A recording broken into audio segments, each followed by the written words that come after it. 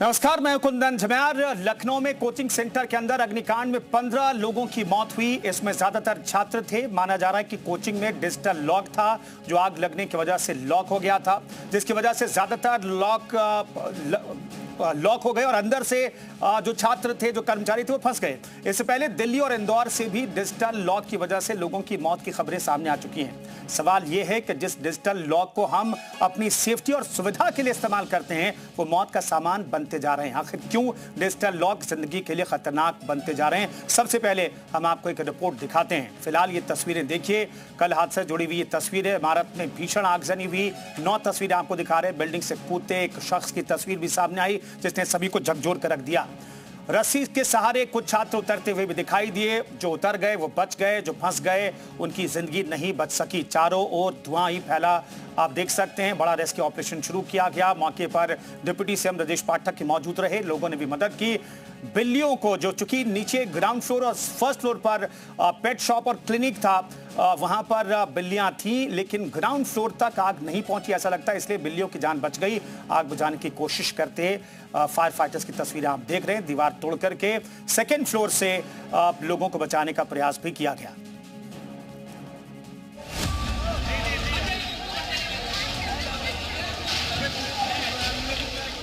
घटना के कारणों की जांच और घटना कैसे घटी, भविष्य में न घटने, इसकी कड़ी कार्रवाई करें।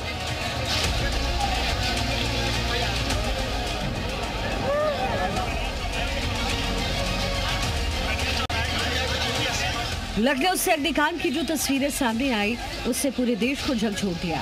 आग से बचने के लिए बच्चे जान बचाने के लिए तीसरी मंजिल से कूद रहे थे। चारों तरफ चीख पुकार थी। लेकिन क्या आप जानते हैं, इस हादसे में बच्चों के लिए सबसे बड़ा काल कौन बना? वो था इस आलीशान बिल्डिंग का डिजिटल लॉक। जी हाँ, तकनीक की जिस सहूलियत को हम और आप अपनी सुरक्षा की गारंटी मानते हैं, वही डिजिटल लॉक संकट के वक्त इन मासूमों के लिए मौत का जाल बन गया। बिल्डिंग के भीतर भारी मात्रा में लकड़ी का फर्नीचर था, जिसने आग को तेजी से भड़काया। आने और जाने के लिए सिर्फ एक ही संकरा रास्ता था। जैसे ही आग लगी, बिजली गुल हो गई और बिल्डिंग का मेन डिजिटल दरवाजा पूरी तरीके से लॉक हो गया। वो रूम जो है, अगर आप वाकई आप अपनी हेल्प करना चाहते हैं, समाज की हेल्प करना चाहते हैं, तो आप एक हेल्प करिए, मैसेज दीजिए समाज को कि डोर कभी थंब लॉक नहीं होना चाहिए। लेकिन ये कोई पहला मामला नहीं है। सहूलियत का ये दरवाजा पहले भी कई जिंदगियां लील चुका है। दिल्ली के बालवीर नगर में एक होटल में आग लगने के बाद डिजिटल सिस्टम फेल हो गया और लोग कमरों में कैद हो गए। कुछ ऐसी घटना इंदौर से सामने आई, जहां इलेक्ट्रिक कार चार्जिंग के दौरान आग लगने और डिजिटल लॉक न खुलने से हुई दर्दनाक घटना ने सबको झकझोर दिया। बिजली गुल हो जाने के बाद दरवाजा बंद हो गया और 8 लोगों की मौत हो गई। बेशक तकनीक बुरी नहीं है, लेकिन सुरक्षा के मानकों को ताक पर रखकर तकनीक पर अंधा भरोसा करना खुदकुशी जैसा है। अगर आप भी अपने घरों, दफ्तरों या कोचिंग सेंटर्स में डिजिटल लॉक लगा रहे हैं, तो सुनिश्चित करें कि उसमें फायर सेफ्टी मोड और मैनुअल चाबी का विकल्प जरूर हो, ताकि मुसीबत के वक्त दरवाजा लात मारने से भी टूट सके। तो बहुत सारी वजहें बताई जा रही इस हादसे के पीछे। कोई कह रहा है कि डिजिटल लॉक फेल हो गया और इस वजह से वहां पर बच्चे निकल नहीं पाए। एक थ्योरी ये भी है कि एसी में ब्लास्ट हुआ, और चूंकि सीढ़ियों के ऊपर ही एसी लगे हुए थे और कई एसी का आउटर यूनिट लगा हुआ था, तो वहां पर क्या कुछ हुआ और चूंकि और रास्ता पूरी तरीके से ब्लॉक हो गया। तमाम थ्योरी है। इस पर बातचीत करने के लिए 4 मेहमान हमारे साथ स्टूडियो में मौजूद हैं। कार्तिक मिश्रा एसी एक्सपर्ट हमारे साथ मौजूद हैं। ताहिर जी हमारे साथ डिजिटल लॉक एक्सपर्ट हमारे साथ मौजूद है। विकास सिंघल डिजिटल लॉक हमारे साथ लॉकिंग एंड सिक्योरिटी एक्सपर्ट हैं। और एसके ढेरी साहब हमारे साथ पूर्व चीफ फायर ऑफिसर हमारे साथ मौजूद हैं। तमाम मेहमानों का बहुत बहुत स्वागत है। एसके सर, ये जो हादसा हुआ है, सबसे पहले आपका रिएक्शन, क्योंकि आपने दिल्ली में काम किया है, बहुत व्यस्त इलाकों में काम किया, बहुत बड़ी जिम्मेदारी फायर ऑफिसर पर होती है। क्या आपको लगता है यहाँ पर जिम्मेदारी निभाई गई? पहली बात तो कोई जिम्मेदारी निभाई नहीं गई। They have violated all rules and regulation. जो प्रिमिसेस की फोटोग्राफ मैंने देखी हैं जो टीवी पे आ रही है, वो लगता है रेजिडेंशियल कॉलोनी का नक्शा पास कराया गया और उसको कन्वर्ट कर लिया कमर्शियल के अंदर। और कमर्शियल में करने के साथ उन्होंने किसी अथॉरिटी को बताया नहीं, तो अथॉरिटी वाले उनको टोटल नॉर्म्स जो हैं उसमें क्या क्या एडिशन लगाना चाहिए उसके लिए कहते और वो लगाते। लेकिन अनफॉर्चुनेटली यहाँ कोई भी आके अपने मेन रोड पे अगर आपका प्लॉट पड़ गया रेजिडेंशियल तो उसको कमर्शियल कन्वर्ट कर लेते हैं। कोई रोने वाला नहीं, कोई धोने वाला नहीं, अगर आप पकड़ो तो बाद में पता ये पड़ेगा कि इनकी गलती से सब कुछ हुआ है। इसके अलावा हिंदुस्तान के अंदर 58 to 60% fire incident which are taking place are account of electrical appliances और इलेक्ट्रिकल फिटिंग्स, यू नो। तो अगर आप साल में 2 दफा भी अपने इलेक्ट्रिकल सिस्टम की इवैल्यूएशन करवाएं और देखें जहां जहां कमियां उसको ठीक कराएं तो कभी आग की जरूरत नहीं पड़ेगी आपको। बिल्कुल, तो यानी कि सतर्कता बहुत जरूरी है। जी। इसके अलावा ऐसा है कि हर आदमी को आजकल कमर्शलाइजेशन इतना ज्यादा हो गया कि कोई प्लॉट में 1 इंच नहीं छोड़ना चाहता, वो चाहता है हम भी कवर कर लीजिए, कमरा कर लीजिए। बिल्कुल। आप देखिएगा कि अगर ये दिल्ली में होती या कहीं और भी होती, बायलॉज के हिसाब से 2 स्टेयरकेस होने चाहिए। बिल्कुल। पर इसमें कुछ स्टेयरकेस एक ही मिला और वो भी ना के बराबर ही मिला, जिससे लोग निकल नहीं सके।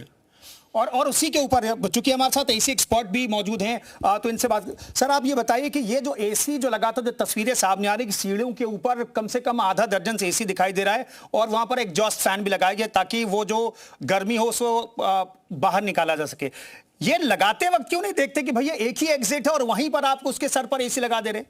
जितने भी घटना घटती है, पिछले शोरूम में भी मैंने आपको कहा था, उसमें 75% अपनी लापरवाही से होती है जो यूज करने वाले हैं। एसी कभी भी जो आउटडोर है खुले में लगाना चाहिए, ना कि आप सीढ़ी में लगा दोगे। उसका हीट इतना होता है जिसकी वजह से आपके बिजली के जो पैनल हैं, स्विच सॉकेट है, उस हीट हो जाता है, वो फट जाता है। हमेशा आउटडोर जो है या तो बाहर लगाओ या छत पे लगाओ, जिससे उसकी गर्म हवा वहां से निकल जाएगी। और खास करके बिजली का जो पैनल बॉक्स है उसको भी आपको खुले में लगाना चाहिए। लोग घर तो बड़े बड़े बना लेते हैं या ऑफिस, लेकिन पैनल के लिए छोटा जगह रखते हैं, बल्कि उसमें भी उनको पंखा लगाना चाहिए। और वायर जो है और इलेक्ट्रिकल इक्विपमेंट सब प्रॉपर ब्रांडेड यूज करना चाहिए और बीच बीच में उसको चेक करना चाहिए। आपको लगता है कि यहाँ पर जो हादसा हुआ है उसमें एक वजह है कि किसी एसी में कुछ भी आग लगी या फिर धमाका हुआ और उसके बाद पूरा रास्ता ब्लॉक और नीचे से ऊपर आग लग गई? हो सकता है। देखिए, चूंकि एसी जो है करंट ज्यादा लेता है, जो घर में आपके और अप्लायंसेस है, फ्रिज वगैरह, पंखा, ये सब लोड कम लेते हैं। एसी जो है लोड ज्यादा लेता है। जिसके एम्पियर्स की बात करें, मतलब 1500-1600 वाट यानी 1.5 किलोवाट करीब एक एसी लोड लेता है। उस केस में क्या होता है, और जिस तरह से आप आउटडोर लगा देते हैं जहां प्रॉपर गर्म हवा नहीं निकलता है, वो एसी तो 3 किलोवाट हो जाता है। 1.5 किलोवाट का एसी 3 किलोवाट हो जाता है हाई बढ़ते बढ़ते, जिस केस चक्कर में कई बार कंप्रेसर भी फटता है, आपने सुना होगा कई जगहों पे। इसीलिए इन सब चीजों को लगाते समय बड़ा ध्यान रखना पड़ेगा और एक्सपर्ट से काम कराना चाहिए। जो एक टेक्निकल एक्सपर्ट हो, चाहे इलेक्ट्रीशियन हो, एसी मैकेनिक हो, ये एक्सपर्ट होना बहुत जरूरी है, क्योंकि लूज कनेक्शन की वजह से ही जो है इन सब चीजों का ज्यादा नुकसान होता है। बिल्कुल। विकास जी भी हमारे साथ मौजूद है। विकास जी, मैं आपके पास आना चाहता हूं। ये जो सेफ्टी लॉक कहते हैं हम, जो डिजिटल लॉक कहते हैं, ये तो मौत वाली लॉक बन गई है। बिल्कुल। सबसे पहले तो मैं जो छात्रों का हुआ है, मृत्यु हो गई है, उनके प्रति संवेदना प्रकट करना चाहूँगा। देश को और समाज को जो नुकसान इस वजह से हुआ है, ये सिर्फ हम लोगों की लापरवाही की वजह से हुआ है। डिजिटल लॉक में इतने सारे ऑप्शंस हैं, हम लोगों के पास की भी होती है, फिंगरप्रिंट होता है, फेस रिकग्निशन होता है, there are 4-5 options, card option होता है। तो कंप्लीटली नज़रअंदाज की गई हैं जो चीज़ें इंपॉर्टेंट होती हैं। और गेट पे खोलने और बंद करने के लिए डेफिनेटली गार्ड भी होता है। यदि कोई कोचिंग सेंटर चला रहे हैं तो उसमें कई बहुत सारी चीजें, मुझे ऐसा लगता है, उनका सावधानी बरती नहीं गई है। दिस इज द रीजन कि ये सारी मिसमैनेजमेंट हुआ, इतनी बड़ी आग लगने का। और दरवाजा, अब एक्सेस तो वही है, सीढ़ियां भी बंद हो गई, तो वो जो भी एक फेलियर है, वो उसकी डेफिनेटली एक सघनता से जांच होनी बहुत जरूरी है। क्योंकि मेरे हिसाब से वहां चाबी भी होनी चाहिए थी, क्योंकि ऐसा तो है नहीं कि होटल का कमरा है वो, तो वहां 25 बच्चे 50 बच्चे पढ़ रहे हैं, तो डेफिनेटली चाबी से भी खोल सकते थे। अब क्या हुआ है वो तो हमें पूरा समझना चाहिए, फिर उसी के बाद उस पर कोई कमेंट करना चाहिए। टेक्नोलॉजी को हम पूरी तरीके से ये नहीं कह सकते कि वो वही कमी है। अब गाड़ी भी चलाते हैं तो गाड़ी चलाने में भी हमें सावधानी बरतनी पड़ती है। सिमिलरली इसमें भी ऐसा ही कुछ होना चाहिए। बिल्कुल। कुल मिलाकर के इस हादसे के पीछे वजह क्या रही है, ये जांच के बाद पता चलने वाला है, क्योंकि कहा यह जा रहा है कि SIT एक हफ्ते में रिपोर्ट रिपोर्ट सौंप देगी। हमारे साथ मलिक जी भी मौजूद हैं, उनसे भी बात करेंगे। मलिक साहब, मैं ये जानना चाहता हूँ लोगों के जहन में कि भाई ये जो डिजिटल लॉक है ये लॉक क्यों हो जाता है गर्मी हीट के बाद? ये अनलॉक हो जाए तो फिर कोई दिक्कत नहीं है। एक्चुअली अगर हम एक्सपर्ट से काम कराए तो एक्सपर्ट हमें प्रॉपर सॉल्यूशन देते हैं। हमारे डिजिटल लॉक्स में दो तरह के ऑप्शंस रहते हैं, एक फेल सेफ, एक फेल सिक्योर। अगर फेल सेफ पे हम फेल सेफ प्रोडक्ट हमारे पास है, जैसे ही कोई फायर होएगा, फायर के होने पे हमारे सारे डोर ओपन हो जाएंगे, तो कुछ भी इशू नहीं होएगा। हम एक्सपर्ट से काम नहीं कराते, किसी से भी हम रैंडमली सेलेक्ट करते हैं, ऑनलाइन सेलेक्ट किया, प्रोडक्ट कुछ भी ले लिया, तो वो प्रॉब्लम है, अवेयरनेस मेन प्रॉब्लम है। मतलब आप कह रहे हैं कि ऐसे डिजिटल लॉक होते हैं जो किसी भी कंडीशन में, ऐसे वर्स्ट कंडीशन में ऑटोमेटिक खुल जाते हैं? या दोनों ऑप्शन होता है? दोनों ऑप्शन होते हैं, आपको फेल सेफ होते हैं, फेल सिक्योर होते हैं। तो यानी कि फेल होने के बाद ये डिजिटल लॉक खुल जाता है? ऑटोमेटिकली अनलॉक होना चाहिए था। जितनी भी कमर्शियल स्पेसेस है वहां पे हम फेल सेफ ही यूज करते हैं। तो फेल सेफ मतलब है कि जैसे ही आग लगे या कोई घटना घटे तो यानी कि दरवाजे खुल जाएंगे, ऑटोमेटिकली सब खुल जाएंगे। आपकी फायर होती है, फायर अलार्म सिस्टम आया, इंटीग्रेशन आपके फायर अलार्म सिस्टम से है, ऑटोमेटिकली सब अनलॉक हो जाएगा। मतलब वो लिंक्ड होता है फायर अलार्म सिस्टम और यस, वो लिंक होता है, इंटीग्रेट होता है आपस में। मतलब यहां पर ऐसा लग रहा है कि वो इंटीग्रेटेड सिस्टम नहीं था इंटीग्रेटेड बेसिकली। तो देखिए ये बहुत बड़ी लापरवाही सामने है कि अगर फेल सेफ होता तो यहां पर डिजिटल जो लॉक है वो अनलॉक हो जाता और फिर बच्चे वहां से निकल सकते। डेरी साहब, एक बड़ा सवाल यह है कि आपको लगता है, मैं एक इन जनरल सवाल पूछ रहा हूं, क्या ये सिस्टम का फेलियर है?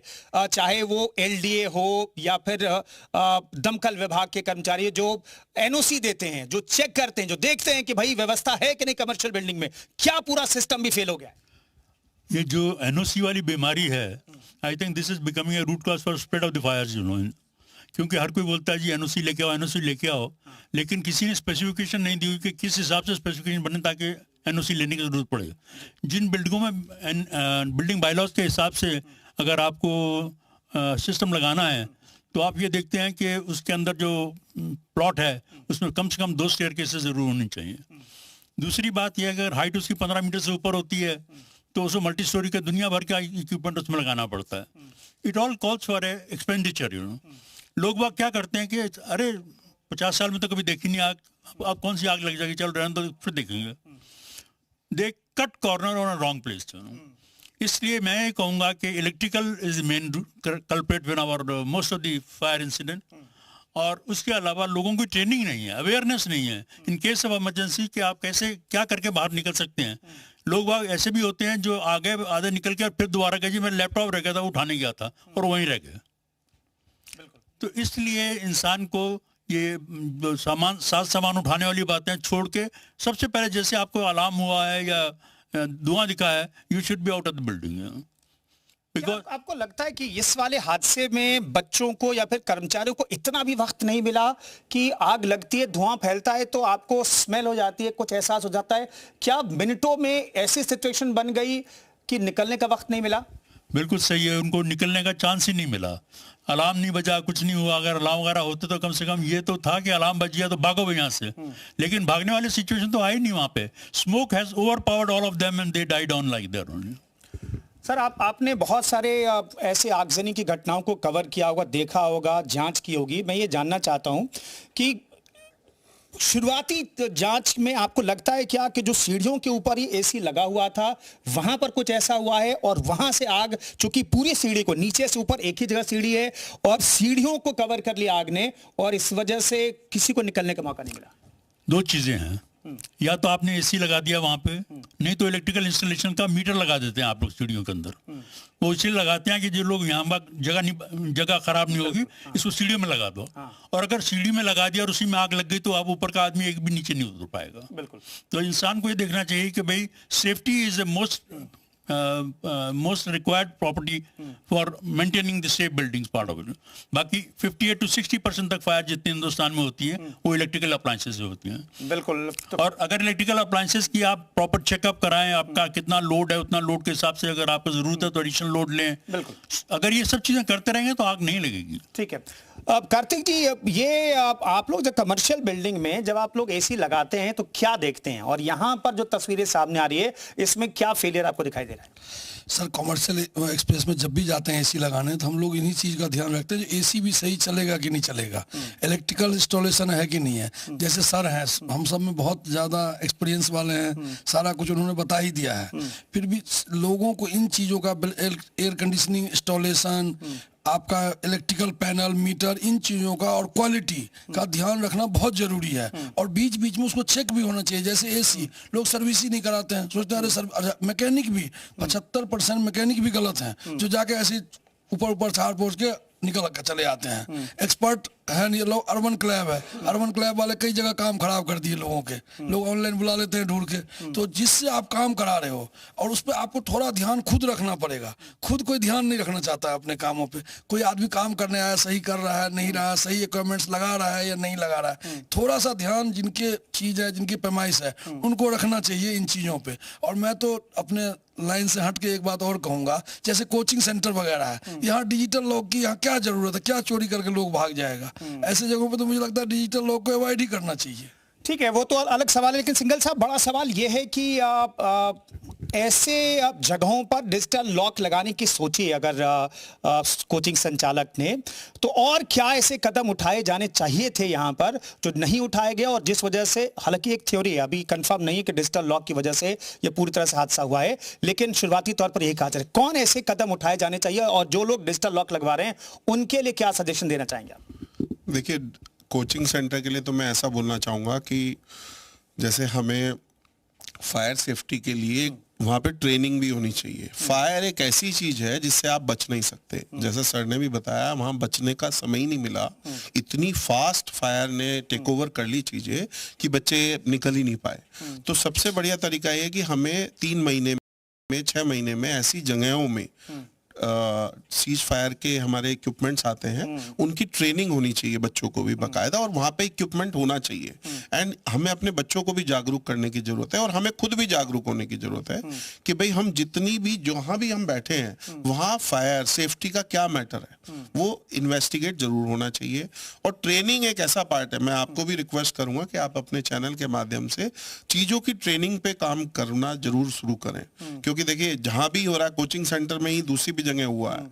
क्योंकि देखिए, कोई भी टेक्नोलॉजी आती है तो टेक्नोलॉजी दोनों चीजें लाती है, प्लस और माइनस दोनों होते हैं टेक्नोलॉजी के। गाड़ी चलाने में यदि आप सावधानी ना बरते तो एक्सीडेंट हो सकता है, किसी के चोट भी लग सकती है। सिमिलरली लॉक्स में की से हम खोल सकते हैं, डिजिटल से खोल सकते हैं, फेस थंब इम्प्रेशन से खोल सकते हैं। There are so many things. और जैसा उन्होंने भी बताया एक्सपर्ट ने कि आपका लाइट के बाद वो डिटेक्ट हो जाता है, डिटैच हो जाता है सिस्टम, दरवाजा खुद खुल जाना चाहिए। तो मैं आपके सवाल पे ये कहना चाहूंगा कि हमें ट्रेनिंग पे काम करना चाहिए। हमें डे टू डे लाइफ में इन चीजों को सबको समझना बहुत जरूरी है। बिल्कुल। ताहिर जी भी हमारे साथ मौजूद। ताहिर साहब, मुझे एक चीज बताइए कि अब तो बहुत सारी कार भी ऐसी आई कि जिसमें खबरें ये आई कि कार में आग लगी और जो डिजिटल लॉक है वो लॉक हो गया और अंदर लोग ही फंस गए। तमाम जो डिजिटल लॉक हैं उसे लेकर के क्या टाइम टू टाइम उसकी सर्विसिंग होनी चाहिए या एक्सपर्ट को विजिट करते रहना चाहिए, क्या करना चाहिए? यस, हमेशा टाइम टू टाइम एक क्वार्टरली कम से कम हमारी विजिट होनी चाहिए और उसको चेक कराना चाहिए कि ये प्रॉपर काम कर रहा है कि नहीं कर रहा है। उसके साथ साथ प्रोडक्ट हमें चेक करना चाहिए फायर रेटेड है भी कि नहीं हमारा प्रोडक्ट। उसके साथ हमारा फायर से इंटीग्रेशन, जैसे लास्ट मैंने बोला, फायर से इंटीग्रेशन हमें चेक कराना पड़ता है क्वार्टरली, वो भी चेक करना चाहिए हम लोगों को। तो ये सारी चीज़ें एक पार्ट होना चाहिए टेस्टिंग के टाइम। एसके ढेरी सर, अब तो जांच चली, एफएसएल की टीम भी वहां पर आज पहुंची थी और पूरे हालात के बारे में जानकारी जुटाई गई। किस तरीके से अब जांच होगी, कैसे पता चलेगा कि आग की शुरुआत कहां से हुई थी, क्या गड़बड़ी थी, किस तरीके से जांच होगी? एफएसएल की टीम वहां पर पहुंची होगी, तमाम एक्सपर्ट वहां पर पहुंचे हैं, 7 दिनों में रिपोर्ट तैयार की जाएगी, किस तरह से जांच आगे बढ़ेगी? इसी पहली बात तो ये है कि सबसे पहले फायर किसने देखी उसको पकड़ते हैं वो लोग। उसको पकड़ने के बाद उसका स्टेटमेंट रिकॉर्ड करेंगे, फिर बाकी लोग जो वहाँ प्रेजेंट अवेलेबल हैं उन सबके स्टेटमेंट लिए जाएंगे और उससे लिंकेज बनता जाता है फिर, और पता पड़ जाता है कि एक्चुअली जो बात ए ने कही वो बी भी कंफर्म करे, सी भी कंफर्म करे, तो आपको लगता है कि they are on right track, you know. और इलेक्ट्रिकल लोड कितना था उसके अंदर वो भी उसकी वैल्यूएशन कराएंगे, क्योंकि अगर इलेक्ट्रिकल लोड टोटल वैल्यूएशन नहीं कराई और आपने सैंक्शन लोड लिया 11 केवीए का और वहाँ कर रहे होंगे 50 केवीए, तो कैसे आप बच सकेंगे? जरा सा भी कुछ होगा तो आग लगेगी। जहाँ तक एसी का सवाल है, बहुत से लोगों को ये कहना है आजकल कि एसी से हो गया। अरे एसी में ऑटोमेटिक ट्रिप सिस्टम रखा हुआ है, the moment it reaches the room temperature 24 it will get cut off, it will stop working, you know. फिर टेम्परेचर नीचे आएगा तो उसके बाद दोबारा ऑटोमेटिक स्टार्ट हो जाता है। तो कभी भी उसको एक ही मोड में मत चलाइए एसी को, कि आपने अभी लगा दिया तो रात सारी चलता ही रहेगा। सर डेरी सर, मैं एक नॉर्मल सा सवाल पूछ रहा हूं कि एनओसी को लेकर के बहुत बड़ा लगता हुआ है। जैसे आप किसी संस्थान से पूछिए जाइए और फिर फायर स्टेशन में जाकर के एनओसी लेने की प्रक्रिया, क्यों डरते हैं लोग, क्यों नहीं कराते हैं, सर्टिफिकेशन क्यों नहीं लेते हैं, क्या प्रक्रिया होती है, जरा हमारे दर्शकों को बता दीजिए। और वो लोग खासतौर पर जो एनओसी लेना चाहते हैं, जो दिखाना चाहते हैं कि मेरे कमर्शियल संस्थान में सब कुछ ठीक है, उनके लिए क्या सजेशन देना चाहेंगे? कुछ थोड़ी सी ऑक्यूपेंसी है जिसमें एनओसी लेना पड़ता है। मल्टी स्टोरी बिल्डिंग होगी, ऑक्यूपेंसी लेना पड़ेगा। अगर आपके पास हॉस्पिटल होगा तो उसका लेना पड़ेगा, सिनेमा हॉल होगा उसका लेना पड़ेगा, रेस्टोरेंट जिसकी कैपेसिटी 50 लोगों से ज़्यादा उसके लिए भी एनओसी चाहिए। अब एनओसी चाहिए का मतलब यह है कि जिसने बिल्डिंग सैंक्शनिंग अथॉरिटी ने नक्शा पास किया तो वो फायर सेफ्टी वालों की रिक्वायरमेंट सारी इनकॉर्पोरेट कर देंगे। उससे पहले उनको चिट्ठी लिखी जाती है कि ये एरिया मैं प्रपोज करने को बिल्डिंग बनाने का और इसमें इस ऑक्यूपेंसी के साथ होगा, इसलिए आपकी क्या रिकमेंडेशन है। तो फायर वाले अपने रिकमेंडेशन देते हैं बिल्डिंग अथॉरिटी को, क्योंकि बिल्डिंग सैंक्शन तो वो नहीं कर सकते, बिल्कुल वो तो एमसीडी करेगी। तो जब वो नक्शा में इनकॉर्पोरेट करके देते हैं, फिर जिस टाइम बिल्डिंग को ऑक्यूपाई करना है, अभी ये सिस्टम लग गए जो आपने डायरेक्शन दी लग गए, उसके बाद वो जाके उसको चेक करेंगे, देखेंगे सब सिस्टम वर्किंग ऑर्डर में, तो एनओसी देंगे, उसके बाद ऑक्यूपेंसी मिलती है उस बिल्डिंग का। बिल्कुल। तो कुल मिलाकर के कई वजहें इस हादसे के पीछे, अब देखना होगा कि कौन सी वजह जो जांच रिपोर्ट में सामने आती है। फिलहाल हमारे साथ तमाम एक्सपर्ट मौजूद थे जिन्होंने बताने की कोशिश की कि आखिर किस वजह से हादसा हुआ होगा। हम ये समझने की कोशिश कर रहे हैं कि आखिर 15 लोगों की जिंदगियां क्यों चली गई, कौन कौन जिम्मेदार हैं, और अभी तक जो गिरफ्तारियां हुई क्या इससे इतर भी कोई कार्रवाई होनी चाहिए और कहां पर फेलियर रहा है सिस्टम का, ये हमने जानने की कोशिश की। बहुत बहुत धन्यवाद तमाम मेहमानों का इस खास बुलेटिन में। फिलहाल इतना ही, रुकेंगे एक बहुत छोटे से ब्रेक के लिए।